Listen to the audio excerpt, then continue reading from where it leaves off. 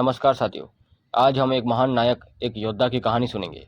यह उस राजा की कहानी है जिसे राजस्थान ही नहीं बल्कि समग्र विश्व उनके संघर्षों, उनके महानताओं का बखान करता है, जिसे महाराणा प्रताप के नाम से जाना जाता है। आज से तकरीबन 500 साल पहले मेवाड़ रियासत के नाम की एक बहुत बड़ी रियासत हुआ करती थी। 1522 से 1572 वहाँ के शासक महाराणा उदय का शासन था। उदय ने कभी भी मुगलों की अधीनता स्वीकार नहीं की थी। वह अपना पूरा जीवन संघर्ष में ही बिताया करते थे। इनका जीवन संघर्ष में ही था। इसी बीच 9 मई 1540 में ज्येष्ठ शुक्ल तृतीया को कुंभलगढ़ दुर्ग में इनकी बड़ी रानी माता जयवंताबाई ने एक पुत्र को जन्म दिया। मुस्कुराता हुआ चेहरा, मजबूत शरीर, बड़ी आंखें देखकर उदय सिंह ने इस बालक का नाम कुंवर प्रताप रख दिया। कुंवर प्रताप बचपन से ही बुद्धिमान एवं ताकतवर थे। यह इनकी प्रथम गुरु इनकी माता जयवंताबाई थी, जिन्होंने उनके पूर्वजों जैसे कुंभा, महाराणा सांगा के वीरों और पराक्रमों की बखान किया करती थी। इन्हीं संघर्षों की व्याख्या सुन सुनकर महाराणा प्रताप बड़े हुए। ये जब भी जाते इन महान योद्धाओं की तस्वीरों के सामने प्रणाम करते, उनकी तलवारों को प्रणाम करते और उनके जीवन, उनकी युद्ध, उनके पराक्रम को अपने जीवन में उतारा करते थे। महाराणा प्रताप बचपन में ही भीलों एवं गडरिया लोहारों के साथ रहा करते थे। वह अपना पूरा समय मेवाड़ की रियासतों, मेवाड़ के प्रजाओं के साथ ही बिताया करते थे, जिस कारण मेवाड़ की प्रजा उनको अपना लोकप्रिय मानती थी। उसी बीच अकबर नाम का एक मुगल बादशाह दिल्ली पर शासन करता था। मुगल बादशाह अकबर संपूर्ण राजपूताना रियासत को अधीन करना चाहता था, परंतु उसने सभी राजपूताना रियासतों के शासक को अपने गुलामों की बेड़ियों में जकड़ दिया, परंतु एक रियासत मेवाड़ को नहीं जकड़ पाया, जिससे गुस्सा होकर 1567-68 में अकबर ने चित्तौड़ पर धावा बोल दिया। चित्तौड़ पर धावा बोलने से पूर्व इस बात का पता उदय सिंह को चला, तो उदय सिंह ने अपने सभी धावा बोल दिया। उदय सिंह ने चित्तौड़ की रक्षा का भार जयमल मेड़तिया, कल्ला राठौड़ एवं पत्ता सिसोदिया को सौंपकर जंगलों में चले गए।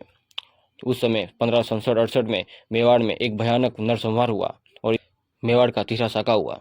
यह साका इतना भयानक था कि महाराणा प्रताप उस समय इस शाखा, इस जौहर, इस केसरियों को कभी भूल नहीं पाए। वह अपने जीवन में एक रात को जब सोते तो एक सपने के रूप में उनको यह सोना नहीं देता था।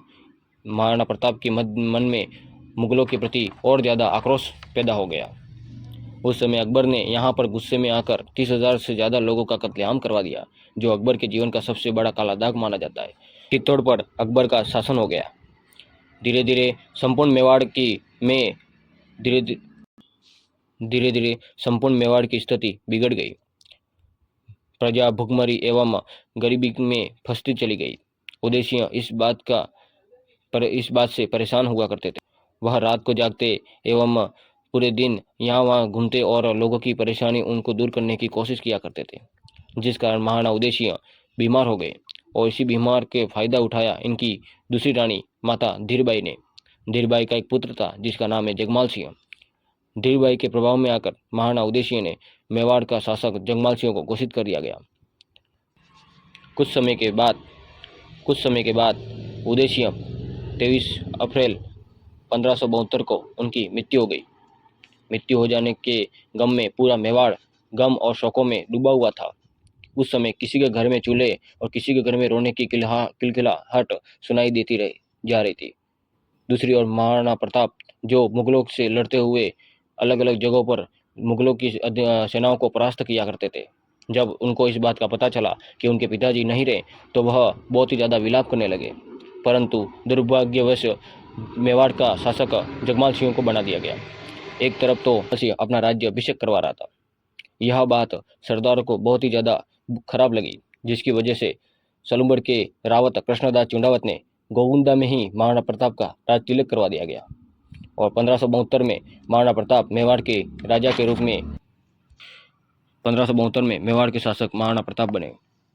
उनका विधिवत राज तिलक समारोह कुंभलगढ़ दुर्ग में हुआ। इस समारोह में चंद्रसेन ने भी भाग लिया था। महाराणा प्रताप ने अपनी मेवाड़ पूरी रियासतों को एवं मेवाड़ की प्रजाओं को सुरक्षा एवं प्रदान करने के लिए वह यहाँ वहाँ घूमने लगे और अपनी सेनाएं सुदृढ़ करने लगे, ताकि वह मुगलों से लड़ाई कर सके। उनकी प्रधानता, उनकी शूरवीरता का बखान धीरे धीरे पूरे क्षेत्र में होने लगा। उनके साथ बहुत सारे वीर योद्धा, वीर सेवक उनके साथ जुड़ते चले गए। बड़े बड़े सरदारों ने उनका साथ देना निश्चय कर लिया। इस बात का पता अकबर को पता चला तो अकबर ने उनको समझाने के लिए 4 दूत भेजे। सबसे पहला दूत जलाल खां कोरची, जो महत्वाकांक्षी और बहुत ही ज़्यादा विशेषज्ञ था, जो अकबर को अलग अलग तरीके अलग अलग नियमों को बांधने के लिए प्रेरित करता था। जलाल खां कोरची जब मेवाड़ आया तो महाराणा प्रताप ने उससे मिलने से इनकार कर दिया कि मुझे पता है कि आप क्यों आए। ऐसा कहकर उसको वापस से वहां से मेवाड़ से निकाल दिया गया। 1572 में जलाल खां कोरची वापस चला गया और उस समय दूसरा दूत बनकर मानसिंह मेवाड़ पर आया और उस समय महाराणा प्रताप उदय सिंह के जग निवास पैलेस पर रुके हुए थे। मानसिंह को देखकर महाराणा प्रताप ने कह दिया कि मैं यहाँ पर किसी मुगल से मिलने के लिए नहीं आया हूँ और ना ही मैं मुगल के साथ बात करने आया हूँ। इस बात का गुस्सा कर मानसिंह वहाँ से निकल गए और उन्होंने ये ऐलान कर दिया कि आप मुगल बादशाह अकबर की अधीनता स्वीकार नहीं कर रहे हैं तो आने वाला समय आपके लिए बहुत ही ज़्यादा दुर्भाग्य रहेगा। महाराणा प्रताप ने उसका विपरीत जवाब दे दिया कि युद्ध में मिलेंगे। ऐसा कहकर मानसिंह वहाँ से निकल गया और उनके पिता भगवान दास एवं टोडरमल क्रमबद्ध तरीके से आते रहे, लेकिन उन्होंने किसी की बात नहीं मानी और 1573 में इन सबको वापस जाना पड़ा। अकबर इस बात से गुस्सा होकर एक बहुत बड़े युद्ध का आह्वान कर दिया, जिसे हल्दीघाटी युद्ध के नाम से जाना जाता है। यह युद्ध इतना भयानक, इतना खतरनाक था कि बहुत सारे वीर योद्धाओं, वीर कहानियों और इतिहासों में इस युद्ध की महान प्रख्यात धारणाएं होती है। हल्दीघाटी का युद्ध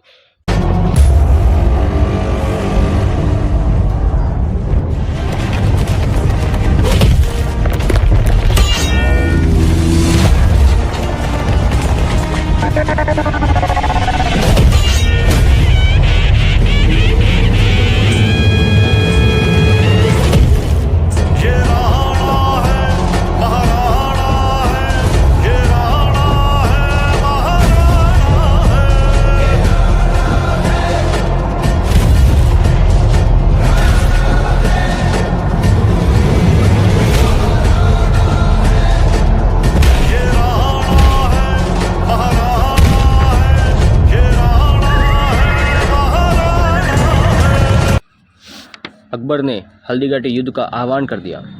हल्दीघाटी का युद्ध राजस्थान के इतिहास में सबसे बड़ा युद्ध के नाम से जाना जाता है। हल्दीघाटी युद्ध 18 जून 1576 में हुआ गया था। इस युद्ध में अकबर ने भाग नहीं लिया था। अकबर के सेनापति के रूप में मानसिंह ने भाग लिया था और उनके उप सेनापति आसफ खान ने भाग लिया था। महाराणा प्रताप के सहयोगी सलम्बर के कृष्णदास चुंडावत, ग्वालियर के रामशाह तोमर, अफगान शासक हमीर खां, हाकिम खां सुर एवं भील सेना नायक राणा पुंजा सम्मिलित थे। महाराणा प्रताप के शौर्य एवं उनकी प्रशंसा के बारे में मुगल सेनाओं ने सुन रखा था, लेकिन कभी उनको देखा नहीं। जब युद्ध हल्दीघाटी के युद्ध में जब उनके साक्षात दर्शन हुए तो मानो ऐसा प्रतीत हुआ जैसे कि महादेव स्वयं एक हाथ में तलवार एक हाथ में भाला पकड़ के हुए नरसंहार की तरफ उतर आए।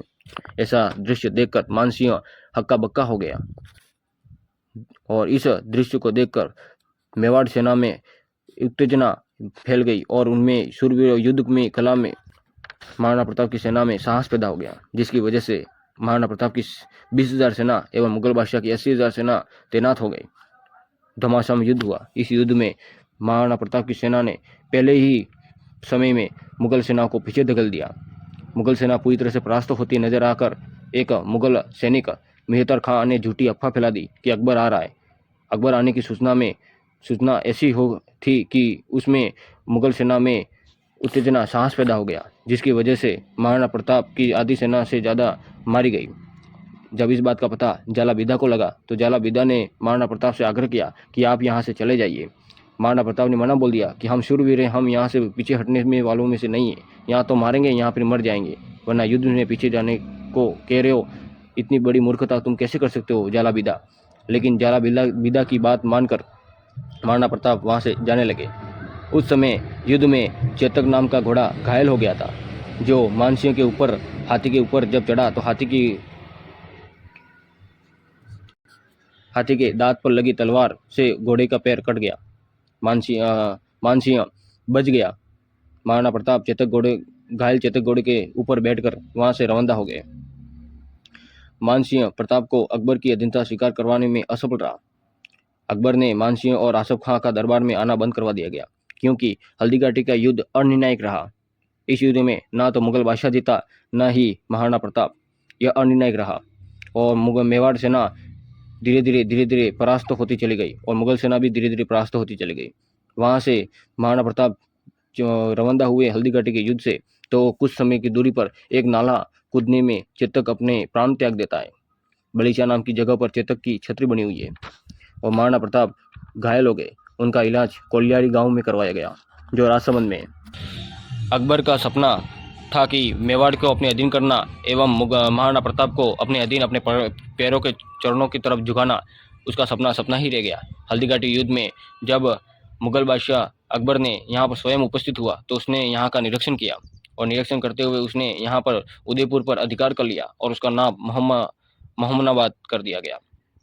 अकबर ने महाराणा प्रताप को पकड़ने के लिए जगन्नाथ कछवाओं एवं फखरुद्दीन को उदयपुर का प्रशासक सौंप दिया और कोलियारी गांव में महाराणा प्रताप का इलाज पूरा हुआ। महाराणा प्रताप ने यहाँ पर अनेक संघर्ष किए, हरे घास की रोटी खाई, जंगलों में अपना पूरा जीवन बिताया। फिर उन्होंने कसम खा ली, जब तक मैं मेवाड़ को पूरी तरह से जीत नहीं लेता, तब तक ना तो मैं स्वयंसेवा पर सोऊंगा, ना ही सोने की थाली में खाऊंगा।